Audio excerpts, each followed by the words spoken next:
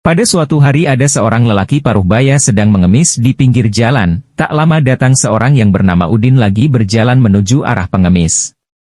"Nah sedekahnya nak, bapak minta sedekah." Udin pun ngambil uang di saku celana dan cuma ada 10.000, tolong kembaliannya 7.000 pak. Pengemis pun, cari-cari uang kembalian, nih nak kembaliannya. "Loh kok 8.000 pak," kata Udin. "Tidak apa-apa nak, hitung-hitung sedekah." Adik bayi laki-laki Udin yang baru saja lahir sedang menangis menjerit-jerit. Dia bertanya pada ibunya, "Sebenarnya, adik ini asalnya dari mana bu?" Ibunya menjawab, "Dia datang dari surga, Udin." Udin pun berkata, "Sekarang aku bisa mengerti mengapa mereka mengusirnya dari sana." Udin yang baru dapat THR berniat membelikan ceweknya iPad di toko. "Berapa harga iPad itu mbak?" 5 juta pak. "Kalau harga iPad 2? 6 juta. Kalau Galaxy Tab 1 yang itu? 3 juta. Kalau yang Galaxy 2? Kalau itu 4 juta. Wah mahal-mahal ya. Ada tablet yang murah nggak mbak?" "Ada, Parames mau. 2.000 dapat 4 tablet." Guru bertanya kepada Udin, "Sekalipun bapakmu dulu pernah berdinas di Angkatan Darat, tapi tahun ini ia baru genap berumur 36 tahun, kenapa di dalam karanganmu kok kamu katakan ia pernah ikut dalam perang kemerdekaan?" Udin menjawab, "Kalau begitu seharusnya itu adalah kakekku, bukan dia." Guru berkata lebih lanjut, "Kamu tentu telah salah menulis, judul karanganmu adalah, Bapakku di Tengah Peperangan." "Oh, itu begini Bu Guru. Karena karangan itu memang ditulis oleh bapakku." Si Udin yang bekerja di pemadam kebakaran bercerita kepada istrinya Soimah, "Di sana kalau misalnya terdengar bel 1, itu berarti kita harus segera mengenakan seragam. Bel 2 berbunyi artinya semua harus segera menuju ke truk. Bel 3 berarti semuanya sudah berada di atas truk dan siap pergi ke tempat kebakaran. Nah, aku ingin kita juga memakai sistem ini dalam bercinta. Jadi kalau aku bilang bel 1, kamu harus segera telanjang, bel 2 segera ke tempat tidur, dan bel 3 kita mulai bercinta," tambahnya. Soimah pun setuju. Keesokan harinya ketika Udin pulang kerja, ia berteriak, "Bel 1. Dan Soimah pun langsung melepaskan semua bajunya. "Bel 2, teriaknya dan Soimah lalu naik ke tempat tidur.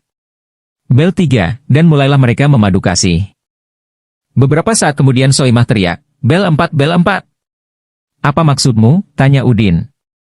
"Selangnya kurang panjang, semprotanmu masih jauh dari api." Di supermarket, Udin yang sedang berbelanja tiba-tiba disamperin seorang ibu. "Nak, maaf kalau tadi ibu ngikutin kamu terus, mungkin kamu ngerasa nggak nyaman, tapi itu karena kamu mirip anak saya yang baru saja meninggal." Udin pun tersentuh mendengarnya. "Oh, ya nggak apa-apa bu. Ibu punya satu permintaan boleh?" kata ibu lagi. "Apa itu bu?" sahut Udin. "Ketika ibu pergi, katakanlah, 'Dah mama, bisa kan?' pinta ibu itu memelas." "Baiklah bu," jawab Udin yang merasa kasihan. Si ibu lalu menyerahkan barangnya ke kasir sambil menatap Udin terakhir kalinya. "Dah mama," seru Udin. Tak lama, tiba giliran Udin untuk membayar belanjaannya. "Jadi, semuanya berapa mas?" tanya Udin. 500.000, jawab mas-mas kasir singkat. "Wah, kok mahal amat?"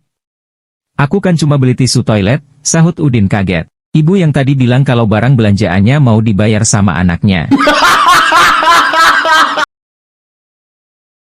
Sepulang sekolah, Udin menemukan dompet di jalan menuju rumahnya. Dikarenakan Udin adalah anak yang jujur, dompet tersebut diantarkan ke alamat pemiliknya yang ternyata tetangga sebelah rumahnya. "Pak Haji, ini dompet bapak bukan?" tanya Udin sambil menunjukkan dompet yang baru ditemukannya. "Betul, itu dompet saya yang hilang.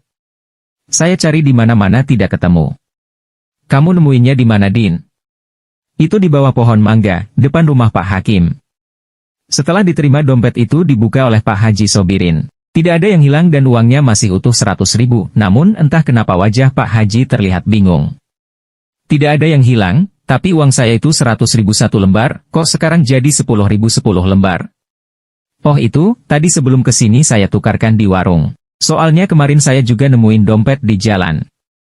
Pas saya antar ke yang punya, saya nggak dapat persenan. Alasannya karena tidak ada uang receh. Di suatu siang Udin menemukan sebuah dompet dan kemudian menelpon sebuah radio Kocak FM. Halo radio Kocak FM, saya menemukan dompet nih, isinya uang 3 juta, ATM, kartu kredit, KTP dan SIM. Penyiar radio pun menjawab, wah ceritanya kamu mau buat pengumuman dan pengen balikin itu dompet ya. Jujur sekali kamu. Enggak kok, saya cuman pengen request lagu, kalau ada yang judulnya, relakanlah, jawab Udin. Polisi bertanya pada Udin, bagaimana kejadiannya kamu bisa menabrak orang dalam waktu kecelakaan mobil itu? Udin pun menjawab, pas saya ngendarain mobil, kecepatannya mencapai 95 km per jam. Pas sampai di pertigaan saya sadar kalau remnya blong. Di belokan kiri ada 2 orang pria, dan di kanan ada pesta ulang tahun Manula. Kalau Bapak polisi jadi saya, Bapak pilih yang mana? Polisi pun menjawab, saya pilih ke kiri, korbannya bakalan lebih sedikit. Iya gitu juga sih Pak saya mikirnya. Kata Udin, polisi pun dengan heran bertanya lagi, terus kenapa orang yang pada ulang tahun kena juga? Nah pas saya pilih nabrak 2 orang yang di kiri, yang ketabrak cuman 1 orang. Satu lagi lari ke arah pesta. Ya udah Pak saya kejar itu orang sampai ke pesta ultah. Soimah baru saja diterima sebagai guru bimbingan konseling di sebuah sekolah. Suatu hari dia melihat si Udin berdiri sendirian di pinggir lapangan belakang sekolah, sementara ada murid yang lain sedang asyik bermain bola di tengah lapangan. Karena merasa kasihan, Soimah mendekat dan menyapa dengan ramah. Hai Udin, bolehkah Bu Guru menemani kamu? Iya boleh Bu, Udin menjawab. Tapi pandangan mata anak itu masih tertuju pada teman-temannya di tengah lapangan. Ah anak ini kasihan sekali. Pasti dia ingin ikut bermain, pikir Soimah. Sebagai guru bimbingan konseling yang baik, Soimah ingin tahu masalah apa yang membuat Udin menyendiri seperti itu. Soimah pun bertanya, kenapa kamu berdiri di sini sendirian Udin? Udin pun menjawab, saya sedang jadi kiper Bu. Ada seorang ibu orang Medan yang tengah mengatuk mau tidur. Lalu tiba-tiba anaknya bertanya, Mak, Mamak udah pernah injak Jakarta? Si ibu menjawab, udah nak. Terus si anak bertanya lagi, kalau Bandung? Si ibu menjawab, udah anakku. Terus si anak bertanya lagi, kalau Yogyakarta udah? Si ibu menjawab, udah.